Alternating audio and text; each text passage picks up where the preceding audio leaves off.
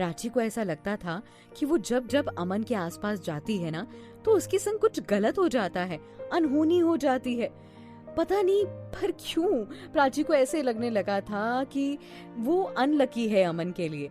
प्राची के मन में बैठा ये भ्रम कब उसके लिए पागलपन बन गया, उसे खुद भी नहीं पता चला। अब वो हर बात बस यही कहती है कि मैं नहीं जाऊंगी, मेरी वजह से वो प्रॉब्लम में आ जाता है, अब से ना तो मैं जाऊंगी और ना उसका ख्याल लाऊंगी। प्राची की बात सुनकर आरव उस पर चिल्लाकर कहता है, पागल तो नहीं हो गई हो तुम? हाँ, क्या बोले जा रही हो? तुम्हारी वजह से कुछ नहीं हुआ है, ठीक है? अरे पागल, तूने तो उसकी जान बचाई है। अगर तुम नहीं होती तो पता नहीं वो जिंदा भी होता या फिर। तो तुम खुद को धन्यवाद देना चाहिए, ना ही खुद को कोसना चाहिए। अब ये पागलपंती बंद करो और खुद को संभालो, बच्ची नहीं हो तुम। आरव की बात सुनकर प्राची को समझाने लगे, पर प्राची वो तो किसी की बात का जवाब ही नहीं दे रही थी, उसके ऊपर कोई असर नहीं पड़ रहा था। अब उसने अपने मन में ये बात पूरी तरह बैठा ली थी, जो भी हो रहा है वो केवल और केवल उसी की वजह से हो रहा है। इधर हॉस्पिटल में अमन की तबीयत में थोड़ा सुधार हुआ तो धीरे धीरे से उसने बोलना शुरू किया। अपनी मम्मी की ओर, अपनी फैमिली की ओर सवाल किया कि मम्मी मैं बचा कैसे, मुझे किसने बचाया? तो वो ये सब देखते हुए बोले, कोई लड़की थी जिसने तुम्हें बचा लिया। और अमन मन ही मन लड़की को खुद को बचाने के लिए धन्यवाद देता हुआ सोचने लगा। आज हॉस्पिटल में वो बूढ़ा आदमी जिसने प्राची की मदद की थी, अमन को देखने के लिए अपने लड़खड़ाते कदमों से हॉस्पिटल आया और डॉक्टर के पास गया।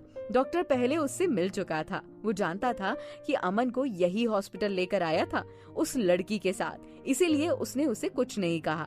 वो बूढ़ा आदमी डॉक्टर के पास जाकर अपने दोनों हाथ जोड़ते हुए बोला, उसे होश आ गया क्या, जिस आदमी को हम लोग यहाँ लेकर आए थे? उस बूढ़े आदमी की बात सुनकर डॉक्टर अपना सर हिलाते हुए बोले, हाँ उन्हें होश आ गया है और अब वो खतरे से बाहर हैं। तो क्या मैं उनसे मिल सकता हूँ? वो बूढ़ा आदमी अपनी नजरों में दया और करुणा के भाव उभारते हुए बोला, देखिए हमारी तरफ से तो परमिशन है, पर पहले उनकी फैमिली वालों से मिल लीजिए, उन्हीं से पूछ लीजिए। ये कहकर डॉक्टर ने सामने की ओर इशारा किया तो वो आदमी अमन की फैमिली के सामने खड़ा होकर हाथ जोड़ते हुए बोला, मैं आपके बच्चे से मिलना चाहता हूँ। ये सुनकर अमन की माँ उसे देखकर हैरानी से बोली, तुम उससे मिलना क्यों चाहते हो? मैडम, उस लड़की के साथ मैं भी आपके बेटे को यहाँ हॉस्पिटल लेकर आया था, इसे एडमिट करवाने। अब वो ठीक हो गया तो सोचा एक बार उससे मिल लूं। ये सुनकर अमन की मम्मी ने उस आदमी को ध्यान से ऊपर से नीचे तक देखा, पर कुछ बोली नहीं। तो अमन के चाचा उसकी मम्मी को समझाते हुए बोले, भाभी जाने दीजिए ना, मिल लेने दीजिए। देखिए जिन्होंने हमारी बेटे की जान बचाई है, हम उन्हें बदले में इतना तो दे ही सकते हैं। इतनी इच्छा उससे मिलने की है, बस ये हमसे कोई हीरे जवाहरात थोड़ी ना मांग रहा है, जाने दीजिए। ठीक है चले जाइए, अमन की मम्मी ने कहा। तो वो आदमी अमन के पास गया। अमन अपने बेड पर लेटकर उस समय आराम कर रहा था। उस आदमी को देखकर अमन एकदम से चौंक गया और उन्हें देखकर अपनी बहुएं को सुड़कोड़ते हुए बोला, जी कहिए। अमन की बात सुनकर वो बूढ़ा आदमी पास में डले हुए स्टूल पर बैठा और अपने दोनों हाथ जोड़कर अमन की तरफ एक ममताई नजरों से देखकर बोला, कैसे हो बेटा तुम? उस आदमी की आवाज में एक अलग ही प्यार झलक रहा था। इस प्यार ने अमन को बहुत कुछ सोचने में मजबूर कर दिया था। अमन ने भी वैसे ही प्यार से जवाब दिया, मैं ठीक हूँ, शुक्र है उस लड़की का जिसने तुम्हें सही समय पर आकर बचा लिया। वो बूढ़ा आदमी बोला। अमन के मन में पहले से ही उस लड़की के बारे में जानने की जिज्ञासा जग रही थी जिसने उसे बचाया, और उनके मुंह से ये सुनकर वो सोच में पड़ गया और उनकी तरफ देखकर बोला, कौन थी वो लड़की, आप जानते हैं क्या उसे? नहीं बेटा, मैं उसे नहीं जानता, वो बहुत ही बहादुर लड़की थी। वो सारी भीड़ तुम्हारा एक्सीडेंट का नजारा देखकर हंस रही थी। जब वो अकेली लड़की तुम्हारी जान बचाने के लिए आगे आई तो उसने खुद एम्बुलेंस को बुलाया और तुम्हें यहाँ एडमिट कराया और फिर तुम्हें खून देकर चली गई। अगर आज वो नहीं होती तो तुम भगवान ही जाने तुम्हारा क्या होता। उस आदमी की बात सुनकर अमन गहरी सोच में पड़ गया और सोचने लगा, आखिर क्यों किया उस लड़की ने मेरे लिए इतना? क्या नाता है मेरा उस लड़की से जिसने मेरी जान बचाई? उसका कोई लगता हूँ क्या मैं? वो मुझे पहले से ही जानती थी या फिर नहीं? सोचते सोचते अमन रुक जाता है और फिर नए विचार अपने मन में बनाने लगता है। वो बूढ़ा आदमी अपनी जेब में से एक पायल निकालकर बोला, ये पायल उस लड़की की है जिसने तुम्हारी जान बचाई थी। उसकी ये पायल यहीं छूट गई थी तो मैंने इसे अपने पास रख लिया था। तुम भी उससे मिलोगे ना तो उसे दे देना। मैं तो उसे जानता नहीं हूँ तो मैं उसे कैसे पायल दूंगा? अमन ने आश्चर्य से पूछा।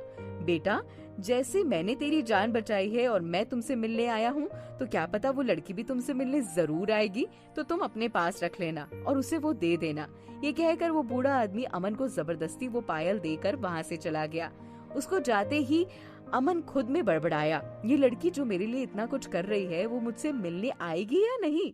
आखिर कौन है ये लड़की जिसने मुझसे मेरे बारे में नहीं पूछा और मेरी इतनी मदद करी, मेरे लिए इतनी हमदर्दी रखी। अमन की तबीयत का समाचार निखिल लोगों को भी मिल गया था। वैसे भले ही अमन से उनकी दुश्मनी थी, लेकिन अब जब उसका इतना बड़ा एक्सीडेंट हुआ था तो सबने सोचा एक बार मिलकर उसे देख ले। सब सुबह बैठकर लंच कर रहे थे तो निखिल आरव और रूही की ओर देखकर बोला, मैं और मधु आज अमन से मिलने जा रहे हैं, उसे देखने जा रहे हैं, तुम लोग चलोगे क्या? हाँ भैया, हम भी चलेंगे, रूही ने एक ही झटके में जवाब दिया। तो आरव बोला, ठीक है हम चलेंगे, और मैं युग को भी बोल दूंगा, शायद वो भी चलने को तैयार है। ठीक है, तो फिर तुम लोग शाम को 5 बजे तैयार हो जाना। और प्राची तुम? निखिल ने पूछा तो प्राची खाते खाते रुकी और बोली, नहीं मैं नहीं जाऊंगी। क्यों नहीं जाओगी? तुम्हें जाकर उसे बताना है ना कि तुमने उसकी जान बचाई है। उसके मुंह पर तमाचा तो मरना चाहिए कम से कम। उसे समझ में तो आए, जिस लड़की पर वो इतने गंदे गंदे लालछन लगाए हैं, उसी लड़की ने आज उसकी जान बचाई है। आरव ने ये कहा तो प्राची खड़े होते हुए बोली, नहीं आरव, किसी पर दया करके उस पर एहसान जताना ये तो गलत है ना। और अमन की जगह कोई और भी होता तो मैं शायद यही करती। अगर मैंने किसी की जान बचा ली और मैं किसी के थोड़े काम आ गई तो मैंने इसमें कौन सा बड़ा काम कर दिया है? ऐसे तो बहुत लोग करते हैं, तो फिर सब एहसान सुनाने चले तो क्या होगा?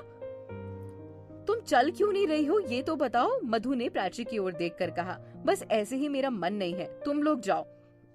और हाँ, अमन को ये मत बताना कि मैं यहाँ हूँ, और उसे ये भी मत बताना कि मैंने उसकी जान बचाई है, तुम लोगों को मेरी कसम। निखिल ने इतना कहा तो मधु ने उसके कंधे पर हाथ रखकर उसे रुक जाने का इशारा किया। प्राची अपनी बात कहकर वहाँ से चुपचाप अपने कमरे में चली गई और बेड पर अनमनी सी बैठकर कुछ सोचने लगती है। अब आगे क्या होगा? प्राची अमन से मिलने हॉस्पिटल जाएगी या नहीं, ये जानने के लिए थोड़ा सा इंतजार कीजिए। ये एपिसोड कैसा लगा कमेंट करना मत भूलिएगा।